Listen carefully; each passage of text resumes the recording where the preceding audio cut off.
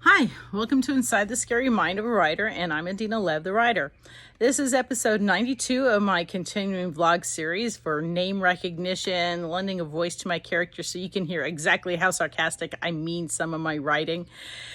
And episode 92, we had our 1 week of spring here in North Carolina. As you look, you see my t-shirt line, and we switched over. Literally, this morning was t-shirt, this afternoon is tanks. In North Carolina, we have 1 week of spring. We had it, and it was the wettest spring I remember. We had 3 straight days of rain, 6 inches of rain. We had flooding, not in our area. Twisters coming down, not in our area. I tell people around Apex, not even Apex, down here in the green level where I'm at, there's like a dome of nasty weather protection. The trees will be swaying, but none of them are falling. It could be raining cats and dogs and thunder, lightning, everything. And very rarely do we get it out here in the green level. It's very nice and charmed. Today I rescued a turtle. The damn thing was moving so close to getting hit in the middle of the road. It was crossing the street. Down in the green level, we stop and move turtles because that's what we do in the green level. We move turtles. There's no sign saying turtle crossing. There's no sign saying deer crossing, which is really surprising because we have a lot of deer and turkeys, hawks, gold eagles. There's a lot of wildlife out here. And I don't know if you can see it. Occasionally you just see the hummingbirds behind me. And we really need to have signs out here. But everybody down here in the green level stops. Everybody understands you're moving turtles, and it's all good. So today was a really huge box turtle. He had to have been about 3-4 pounds. And for a turtle, that's pretty darn good size. So, got the card. Ready? Romper room moment. Hi, Josh. Hi, Joel. Hi, Sherry. Hi, Sylvia. Raynell, Sam, Ben, Evan, Jay, Joe, Hillary, Lexa, Judy, and Mallory. Added Mallory. Big thumbs up to Josh. He's been uploading my podcast to the SoundCloud.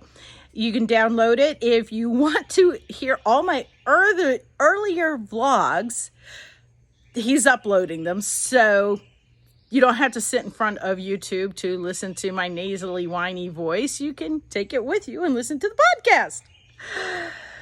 Oh my goodness. Our favorite pizza place is opening up. We're going out for pizza. First time in 6 weeks because they closed down because of the COVID virus. Everybody knows, listening to my videos, listening to me talk for years, listening now to my podcast, I am a bit of a conspiracy freak. And if you read any Tom Clancy novels, you understand where it comes from. And James Patterson novels, you understand where it comes from. So with these in mind, there was a newscaster a couple days ago said that the COVID levels in LA aren't going down, and it's unknown because they're doing all the same thing as the rest of the country. The country's numbers are going down, but LA is not. And I called this. If you recall, a few months ago, a Chinese airliner said it was having problems, called out for a mayday. The tower said, do you need to dump your fuel? No, we're just going to return to the airport. 2 seconds later, over a populated area, they dumped the fuel. Now, if you're a conspiracy nut like me, and I called this months ago, that fuel was laden with the COVID virus. It had to be. The coronavirus in packets hits the air, or even these little tiny packets fill these little gel caps with the coronavirus. They hit the ground, they spatter, and boom, everything. Now remember, this was over schools, over neighborhoods, over populated areas. And so who's to say, and I do say that jet fuel did not have the coronavirus in it. If you do the right delivery system, it's totally possible. Just saying, putting it out there. I penned, coined, declared that there is a syndrome called the Cassandra Syndrome.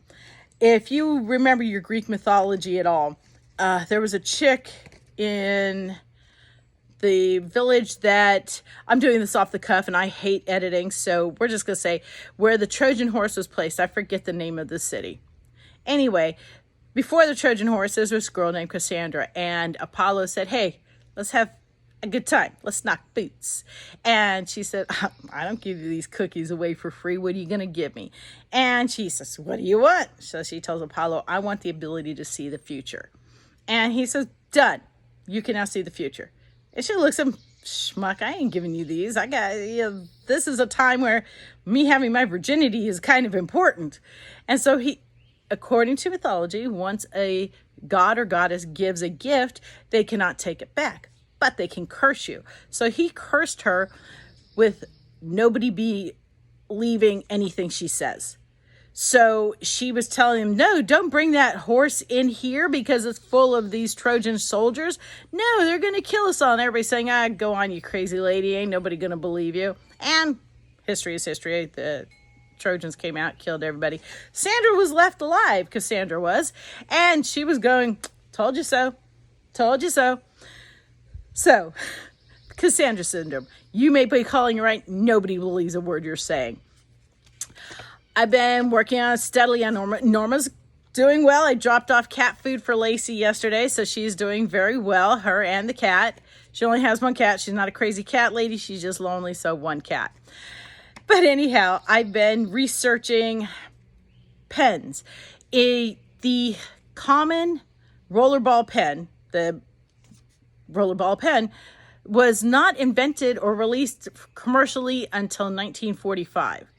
This book is in 1944. So that means I am researching fountain pens and how now we think fountain pens are a pain in the butt. And I even told Norma that I'm reading all this, and I said, it must have been a nightmare. She said, it wasn't a nightmare if you didn't know any other way. And I guess that's right. You filled up your pen once a day or twice a day, depending on how much writing you had to do. And they had things called ink erasers that were like whiteout. They weren't like an eraser. They were like whiteout. So I'm learning all about fountain pens and how to use them and how you carried them. And you didn't just stick them in your purse. You actually put a cover on it and you put it in this little case. You made sure it was upright in your pocket, or you would have an ink bath. So I now know more about fountain pens than I ever cared to know about fountain pens. And yes, I will tell you, there was a time in my life when I was a pretentious writer and I would use a fountain pen, but it was a commercial fountain pen that had cartridges you snapped it in, and it had a medium nib. And after a while, you just get tired of it, and I would wear ink everywhere all over my hands. So that's my whole nightmare of a fountain pen story.